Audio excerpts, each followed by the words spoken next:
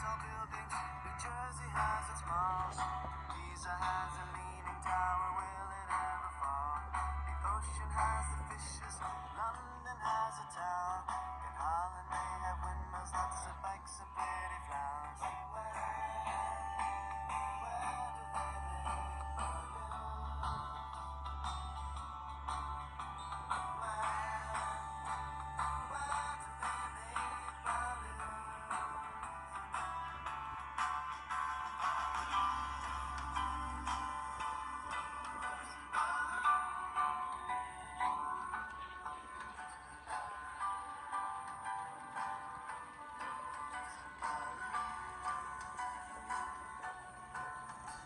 Spaghetti is from China, but Italians make it best.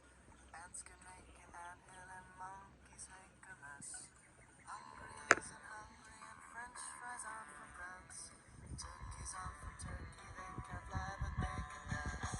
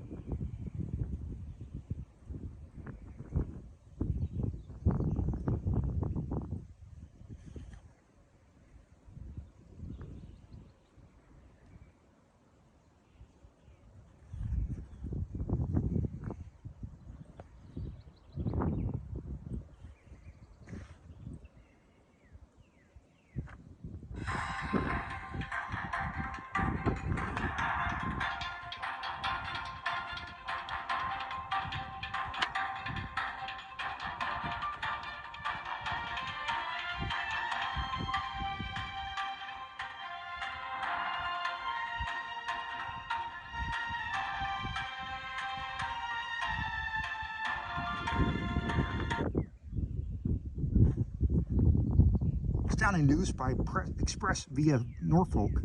The Atlantic crossed in 3 days. Signal triumph of Mr. Monk Mason's flying machine.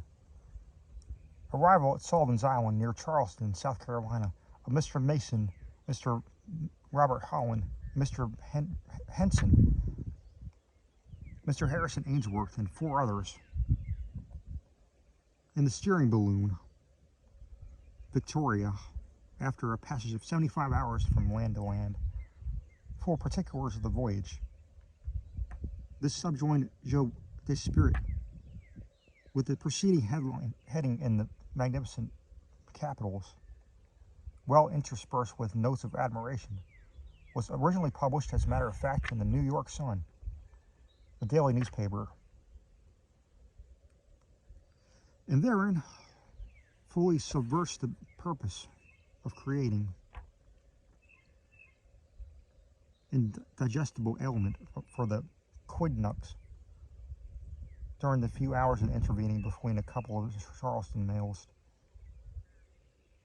The rush for the quote sole paper which had the news, unquote, was something beyond even the prodigious.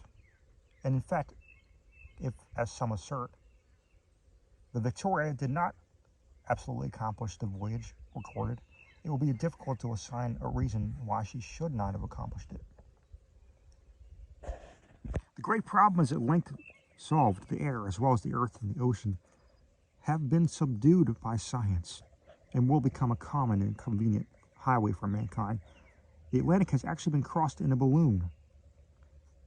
And this too without difficulty, without any great apparent danger, with thorough control of the machine, and in the inconceivably brief period of 75 hours from shore to shore.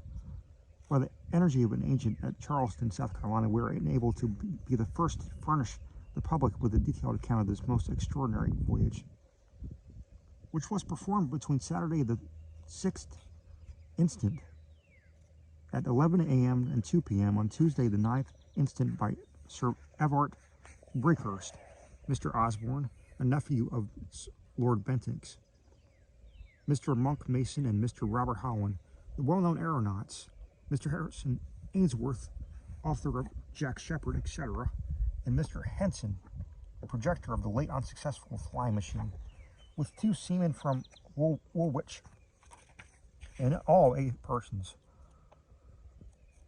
The particulars furnished below may be relied on as authentic, as accurate as every respect. As with a slight exception, they are copied verbatim from the joint diaries of Mr. Monk Mason and Mr. Harrison Ainsworth, to whose politeness our agent is also indebted much verbal information respecting the balloon itself, its construction, and other matters of interest. The only alteration in the message received has been made for the purpose of throwing the hurried account of our agent, Mr. Forsyth, into a connected and intelligible form. The balloon, 2 very decided failures of late, those of Mr. Henson and Mr. Sir George Cayley, had been much weakened in the public interest since in the subject of aerial navigation. Mr. Henson's scheme, which at first was considered very feasible even by men of science, was founded upon the principle of an inclined plane, started from an eminence by an intrinsic force, applied and continued by the revolution of impinging vanes, in form and number resembling the vanes of a windmill. But all in the experience made with models in the Adelaide Gallery, it was found the operations of these fans not only did not propel the machine, but actually impeded its flight.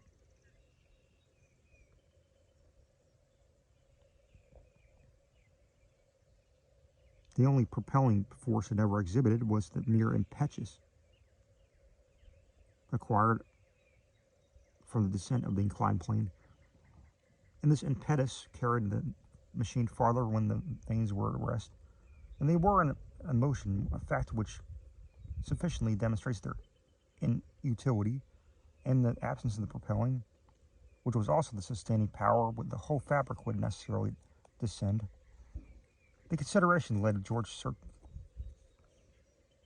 George Cayley to think only of adapting a propeller to some machine having of itself an independent power of support, in a word, to a balloon. The idea being novel or original with Sir George only so far as regards the mode of application to practice.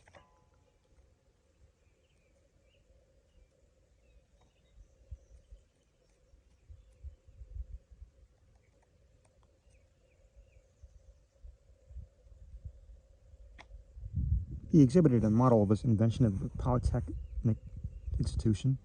The propelling principle, or power, was here also applied in interrupted surfaces, or vanes, put in revolution.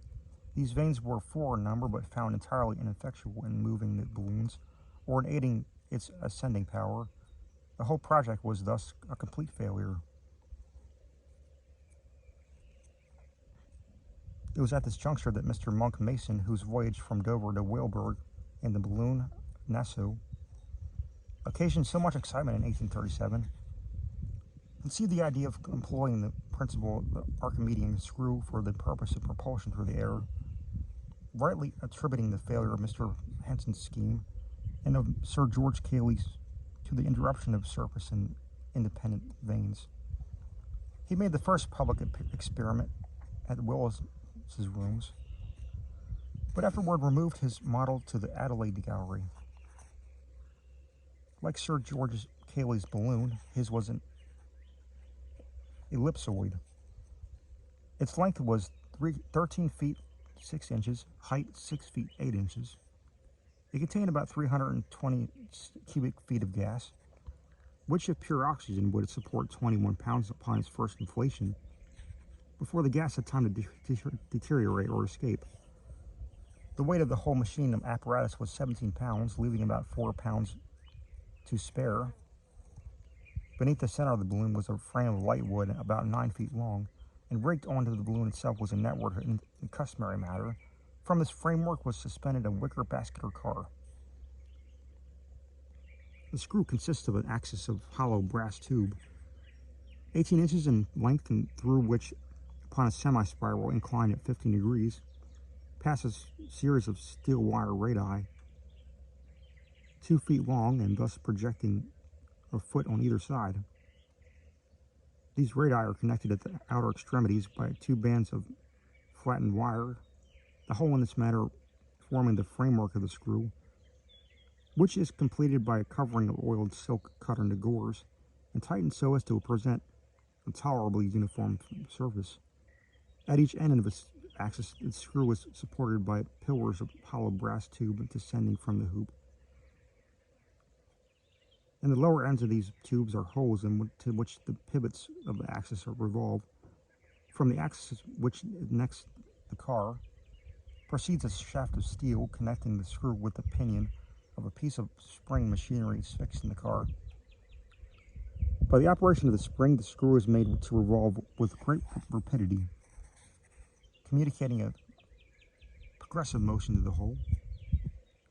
By means of the rudder, the machine was readily turned in any direction.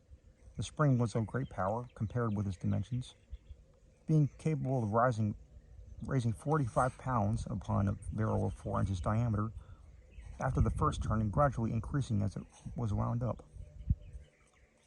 It weighed altogether 8 pounds 6 ounces. The rudder was a light frame of cane covered with silk, shaped somewhat like a battledore, and was about 3 feet long and at its widest 1 foot. Its weight was about 2 ounces. It could be turned flat and directed upward or downward, as well as to the right or left.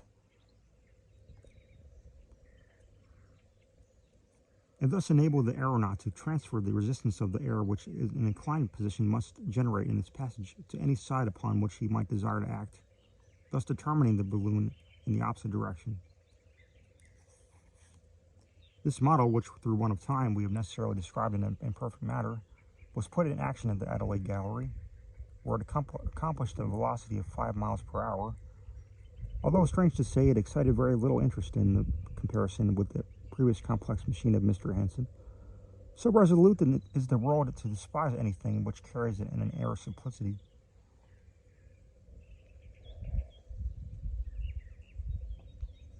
To accomplish the great desideratum of aerial navigation, it was very generally supposed that exceedingly complicated application must be made of some unusually profound principle in dynamics.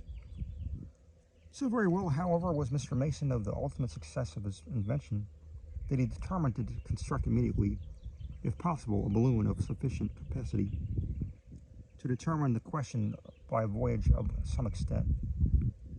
The original design being to cross the British Channel as before in the Nassau balloon. To carry out his views, he solicited and obtained the patronage of Sir Everard Bringhurst and Mr. Osborne, 2 gentlemen well known for scientific acquirement, and especially for the interest they have exhibited in the progress of air station.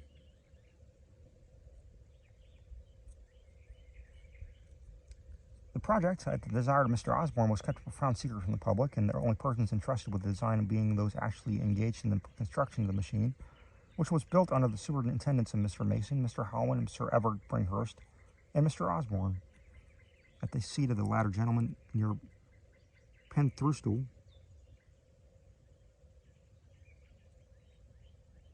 in Wales. Mr. Henson, accompanied by his friend Mr. Ainsworth, was admitted to a private view of the balloon on Saturday last, when two gentlemen made final arrangements to be included in the adventure. We are not informed what reason the 2 seamen were also included in the party, but in the course of a day or two, We shall put our readers in possession of the minutest particulars respecting this extraordinary voyage. The balloon is composed of silk varnished with a liquid gum caoutchouc. It is of vast dimensions, containing more than 40,000 cubic feet of gas, but as coal gas was employed in place of more expensive and inconvenient hydrogen, the supporting power of the machine, which, when fully inflated, and immediately after inflation, is not more than about 2,500 pounds. The coal gas is not only much less costly, but is easily procured and managed. For its introduction into common use for purposes of aerostation, we are indebted to Mr. Charles Green. Up to its discovery, the process of inflation was not only exceedingly expensive, but uncertain. 2 and even 3 days have frequently been wasted in futile attempts to procure a sufficiency of hydrogen to fill the balloon, which it had great tendency to escape owing to its extreme subtlety and its affinity for the surrounding atmosphere. In a balloon sufficiently perfect to retain its contents of coal gas unaltered in quality or amount, for 6 months an equal quantity of hydrogen could not be maintained in equal purity for 6 weeks.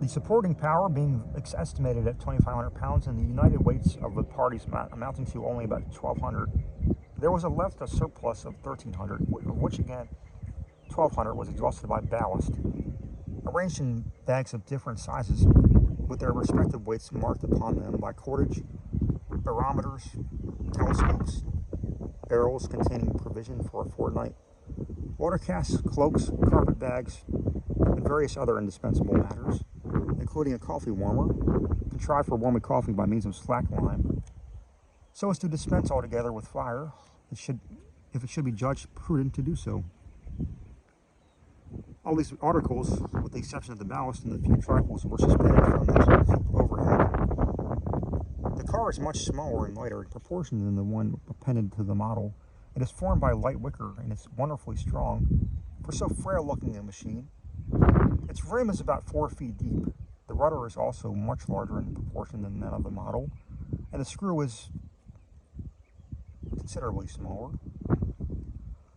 The balloon is furnished besides with its grapnel and guide rope, which latter is of the most indispensable importance. A few words and explanation will here be necessary for such of our readers as are not conversant with the details of the aerostation. As the balloon quits the earth, it is subjected to the influence of many circumstances tending to create a difference in its weight, augmenting or diminishing its ascending power. For example, there may be a deposition of dew upon the silk to the extent even of several hundred pounds. Ballast has then to be thrown out, or the machine may descend. This ballast being discarded in a clear sunshine, evaporating the dew, and at the same time expanding the gas in the silk, the hull will again rapidly descend. To check this ascent, the only resource is, or rather was, until Mr. Green's invention of the guide rope, the permission of the escape of gas from the valve, but in the loss of gas is a proportionate general loss of ascending power, so that in a comparatively brief period, the best constructed balloon must necessarily exhaust all its resources and come to the earth. This was the great obstacle to voyages of length. The guide rope remedies the difficulty in the simplest matters conceivable. It is merely a very long rope which is suffered to trail from the car, and the effect of which is to prevent the balloon from changing its level in any material degree.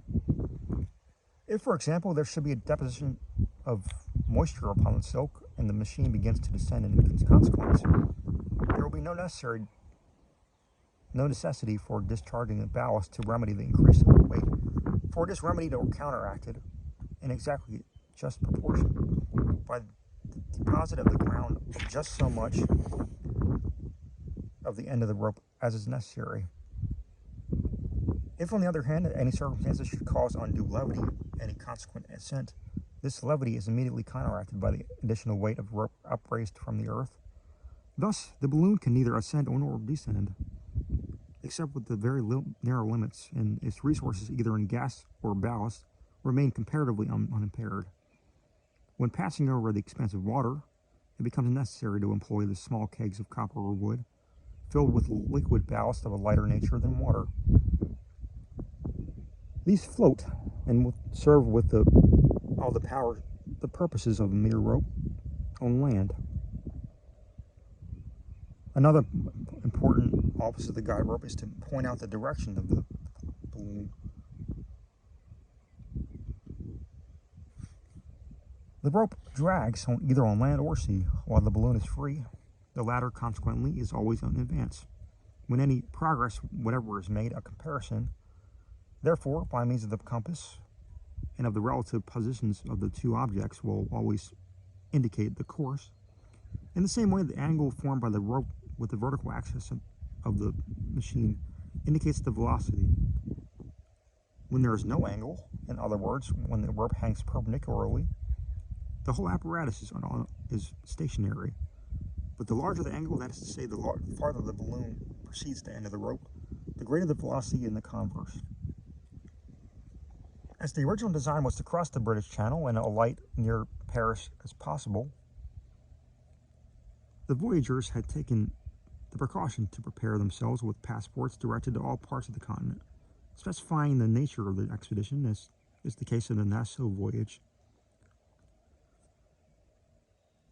entitling the adventurers to exemption from the usual formalities of office. Unexpected events, however, rendered these passports superfluous.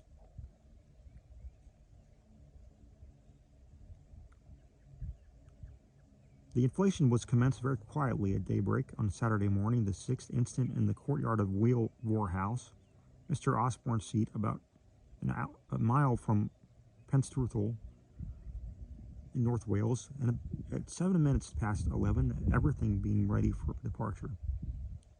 The balloon was set free, rising gently but steadily in a direction nearly south, no use being made for the first half hour of either the screw or the rudder. We proceed now with the journal as transcribed by Mr. Forsyth from the joint messenger of the Mr. Monk Mason and Mr. Ainsworth. The body of the journal, as given, is in the handwriting of Mr. Mason, and a P.S. is appended each day by Mr. Ainsworth, who is in preparation and will shortly give the public a more minute and no doubt thrillingly interesting account of the voyage. The journal. Saturday, April the 6th. Every preparation likely to embarrass us having been made overnight, we commenced the inflation this morning at daybreak, but owing to a thick fog which encumbered the folds of the silk and rendered it unmanageable, we did not get through before nearly 11 o'clock. Cut loose then in high spirits and rose gently but steadily, with a light breeze at north, which bore us in the direction of the Channel. The British Channel. Found the ascending force greater than we expected. We arose higher and so got clear of the cliffs and more of the sun's rays. Our ascents became very rapid. I did not wish, however, to lose gas at so early a period of the adventure, and so concluded to ascend to the present. We soon ran out of our guide rope, but even when we had raised it clear of the earth, we still went up very rapidly. The balloon was unusually steady and looked beautifully. In about 10 minutes after starting, the barometer indicated an altitude of 15,000 feet. The weather was remarkably fine, and this view of the subjacent country, a most romantic one when seen from any point, was now especially sublime.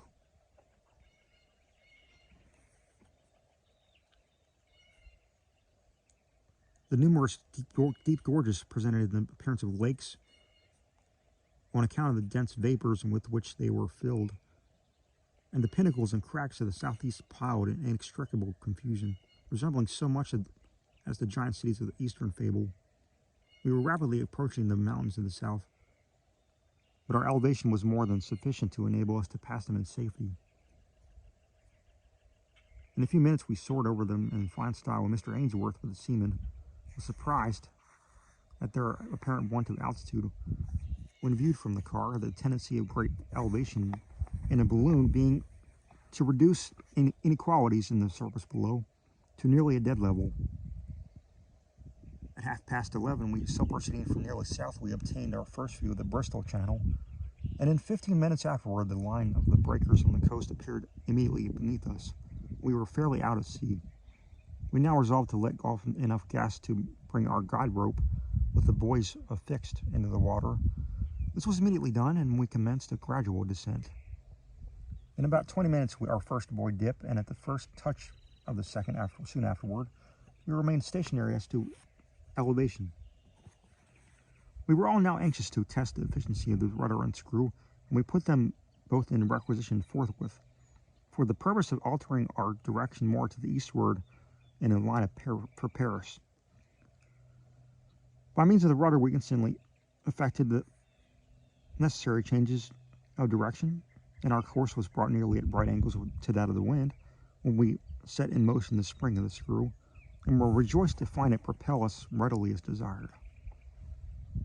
Upon this, we gave them 9 hearty cheers and dropped into the sea a bottle, enclosing a slip of the parchment which, with a brief account of the principle of the invention. Hardly, however, had we done with our rejoicings when an unforeseen accident occurred, which discouraged us to no little degree. The steel rod connecting the spring with the propeller was suddenly jerked out of place at the car end by swinging the car through some motion in one or two of the seamen had taken up.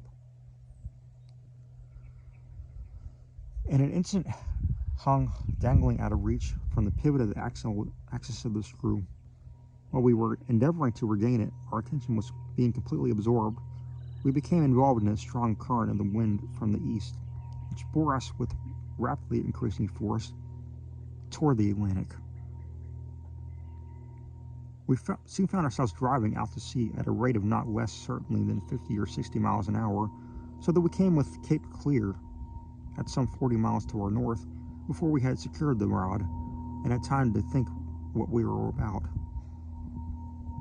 It was now that Mr. Ainsworth made an extraordinary, but to my fancy by no means unreasonable or chimerical proposition, in which he was instantly seconded by Mr. Holland, viz., that we should take advantage of the strong gale which bore us on, and in place of beating back to Paris, make an attempt to reach the coast of North America.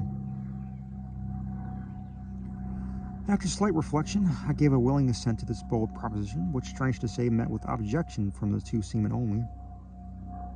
As the stronger party, however, we overruled their fears and kept resolutely upon our course. We steered due west, but as the trailing of the buoys materially impeded our progress, and we had the balloon abundantly at command either for ascent or descent, we first threw out 50 pounds of ballast and then wound up by means of a windlass so much of the rope as brought it clear of the sea, quite clear of the sea. We perceived the effect of this maneuver immediately in a vastly increased rate of progress, and as the gale freshened, we flew with a velocity nearly inconceivable, the guide rope flying out of behind the car like a streamer from a vessel. It is needless to say that a very short time sufficed us to lose sight of the coast. We passed over innumerable vessels of all kinds, a few of which were endeavoring to beat up, but to the most of them lying to. We occasioned the greatest excitement on board, an excitement greatly relished by ourselves, and especially by our 2 men, who now, under the influence of the dram of Geneva, seemed resolved to give all scruple or fear to the wind. Many of the vessels fired signal guns, and in all we were saluted with loud cheers, which we heard with surprising distinctness. And the waving of caps and handkerchiefs, we were kept on in this manner throughout the day with no material incident, and as the shades of the night closed around us, we made a rough estimate of the distance traversed. It could not have been less than 500 miles, and was probably much more. The propeller was kept in constant operation and no doubt aided our progress materially. As the sun went down, the gale freshened into an absolute hurricane, and the ocean beneath us was clearly visible on account of its phosphorescence. The wind was from the east all night and gave us the brightest omen of success. We suffered no little from cold, and the dampness of the atmosphere was most unpleasant, but the ample space in the car enabled us to lie down, and by means of cloaks and the few blankets we did distinctly well. Sufficiently well. P.S. by Mr. Ainsworth. The last 9 hours have been unquestionably the most exciting of my life. I can conceive nothing more sublimating than the strange peril of novelty of an adventure such as this. May God grant that we succeed. I ask not success for mere safety to my insignificant person, but for the sake of human knowledge and for the vastness of the triumph. And yet, the feat is only evidently feasible, that the sole wonder is why men have scrupled to attempt it before. One single gale such as now befriends us. Let us such attempt this whirl forward a balloon for 4 or 5 days. These gales often last longer, and the voyager will easily be borne in that period from coast to coast. In view of such a gale, the broad Atlantic becomes a mere lake. I am more struck just now with the supreme silence which reigns the sea beneath us. Notwithstanding its agitation than any of the other phenomenon presenting itself, the waters give up no voice to the heavens. The immense flaming ocean writhes and is tortured uncomplainingly. The mountainous surges suggest the idea of innumerable dumb gigantic fiends struggling in impotent agony. In a night such as this is to me, a man lives a whole century of ordinary life, nor would I forego this rapturous delight for that of a whole century of ordinary existence. Sunday the 7th. Mr. Mason's message. This morning the gale by 10 had subsided to an 8 or 9 knot breeze for a vessel at sea, and bears us perhaps 30 miles per hour or more. It has veered, however, very considerably to the south, and is now at sundown. We are holding our course due west, principally by the screw and rudder, which answers their purposes to admiration. I regard the project as thoroughly successful, and this easy navigation of the air in any direction not exactly in the teeth of a gale as no longer problematical. We could not have made head against the strong wind of yesterday, but by ascending we might have got out of its influence if requisite. Against the pretty stiff breeze I feel convinced we can make our way with the propeller. At noon today, ascended to an elevation of nearly 25,000 feet by discharging ballast. Did this to search for a more direct current, but found none so favorable as the one we are now in.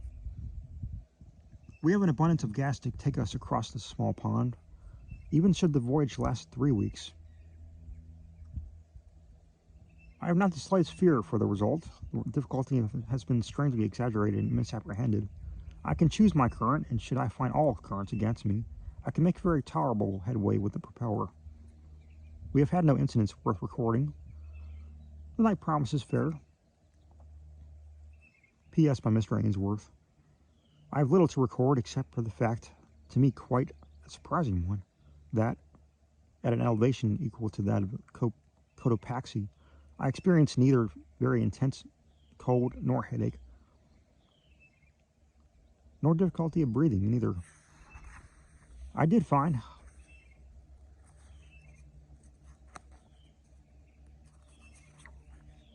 neither Mr. Mason, nor Mr. Holland, nor Sir Everett. Mr. Osborne complained of constriction in the chest, but this soon wore off.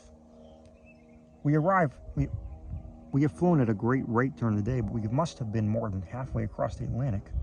We have passed over some 20 or 30 vessels of various kinds, and all seem to be delightfully astonished. Crossing the ocean in a balloon is not so difficult a feat after all. Omne ignotum pro magnifico. Mem.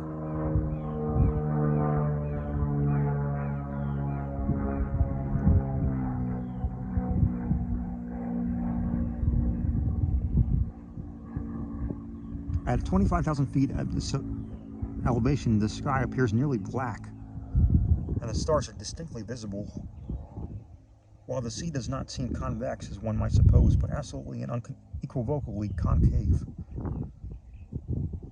Monday, the 8th, Mr. Mason's message. This morning we had again some little trouble with the rod of the propeller, which must be entirely remodeled. For fear of serious accident, I mean the steel rods, not the vanes. The latter could not be improved. The wind has been blowing steadily and strongly from the northeast all day, and so far fortune seems bent upon favoring us. Just before day, we were somewhat alarmed at some odd noises and concoctions in the balloon. Accompanied with apparent rapid subsidence of the whole machine, these phenomena were occasioned by the expansion of gas through increase of the heat in the atmosphere, and the consequent disruption of the minutest particles of the ice with which the network had become encrusted during the night, threw down several bottles to the vessels below. See one of them picked up by a large ship, seemingly one of the New York line packets. Endeavored to make out her name, but could not be sure of it. Mr. Osborne's telescope made it out something like Atalanta.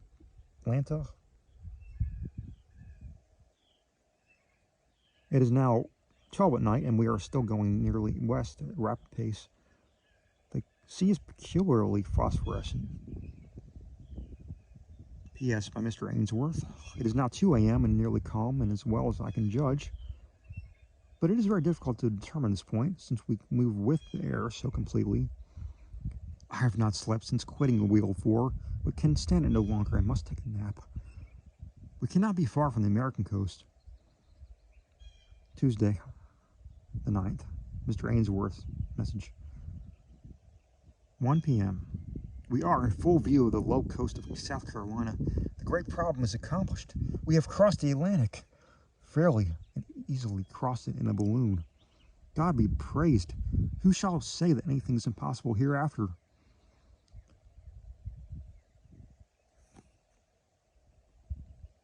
The journal here ceases. Some particular of this descent were communicated, however, by Mr. Ainsworth or Mr. Forsyth. It was nearly dead calm when the voyagers first came in view of the coast, which was immediately recognized by both the seaman and Mr. Osborne. The latter gentleman having acquaintances at Fort Moultrie, it was immediately resolved to descend in this vicinity. The balloon was brought over the beach, the tide being out and the sand hard, smooth, and admirably adapted for our descent, and the grapple let go, which took firm hold at once. The inhabitants of the island and of the fort thronged out, of course, to see the balloon, but it was with the greatest difficulty that anyone could be made to credit the actual voyage. The crossing of the Atlantic.